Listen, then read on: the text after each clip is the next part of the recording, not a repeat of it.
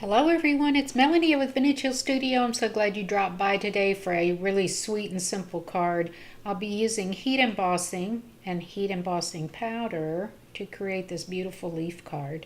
So first off, I'm starting with this set. This is a Stampin' Up set I found in a thrift store.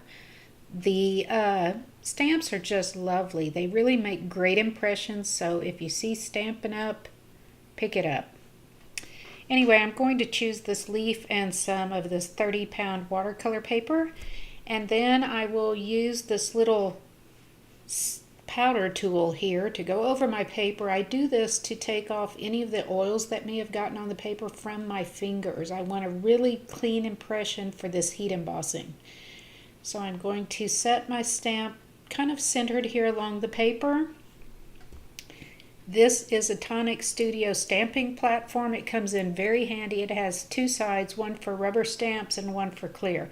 I have it on this clear side, and then I'm going to use Versamark ink. This is a clear sticky ink, and you need this for embossing powder.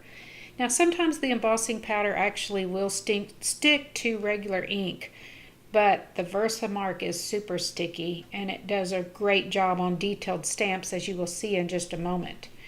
Then you can pick any kind of embossing powder. I chose kind of this coppery color.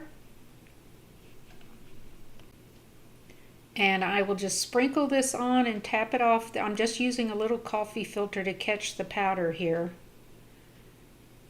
And any little spots I missed, I can go back and add a little more powder, and then I'll bring over my Marvy heat tool. This just blows out some very hot air that is going to melt this powder into the paper. Now when I'm working with watercolor paper, which is very porous, I like to use that stamping platform in case I need to stamp more than once. It will keep that paper in position and allow me to stamp as many times as possible. Then I just kind of take a look at it, and you can see a little bit of a sheen from that embossing ink, and that will show you where your powder is going to stick. Now you can see, because I use that powder tool, I don't have a lot of residue here floating around. It's a very clean and clear stamp, which results in a very clean and clear embossed image. Heat embossed, I should reiterate. So there we have it. Then the very next steps are super simple. I'm going to bring over just a flat brush so I can get quite a bit of water on my watercolor paper, and I'm going to just wet this completely. Now you can see I've taped this down to my glass mat just to try to help prevent any warping once I add this liberal amount of water. And it helps somewhat. I mean, it still warps just a little bit. But, you know, do whatever you want to do. Some people put that on a board. I don't know if it's going to make a difference between the glass and the board. But anyway, tape it down just to help with the warping. So now I'm just dropping in some fall colors, and this is very satisfying and fun. Just drop them right in there, and then use your wet brush to move that up your paper, and then blend between your colors. So again, like I said, this is a super simple card this week. Use whatever colors appeal to you. I'm just doing this gradient color blending going horizontally across my panel. And again, blending between the colors while they're wet. So I hope you're enjoying your day.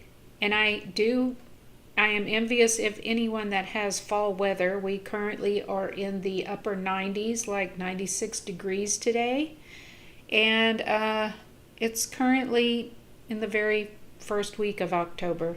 So very hot, very dry here, waiting for some fall weather. So in order to bring some of that forward, even in dreams, I'm going to just paint this lovely watercolor over the embossed leaf. Bring in my own fall, even if I have to have the air conditioner on the house in October.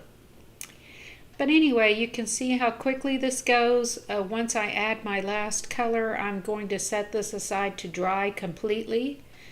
I find when I let this dry completely instead of rushing it, the water doesn't seep under the blue tape.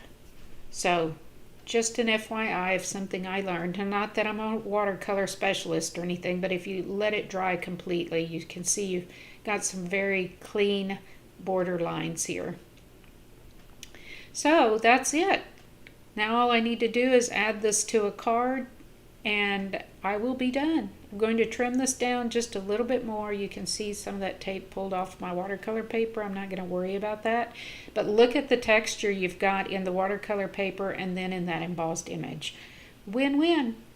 Hey, thank you so much for dropping by today. If you're new to my channel, I'd love to have you as a subscriber. Here's what I do with my envelopes. I like to run them through an embossing folder just to add a little pop to go with my cards. If you are a returning subscriber, welcome back. I hope you get inspired by this simple card to jump out and pull out your watercolors and just do a quick little card. No downside to having a quick card to complete. Thank you so much again. I hope you enjoy your day. I hope you have some fall weather to enjoy, and happy crafting, everyone.